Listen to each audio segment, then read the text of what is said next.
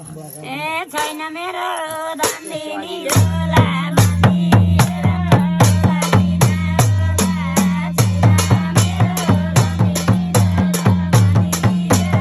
खाना खायो पुतली गुनाले भयो बेटा बाँचेको हुनाले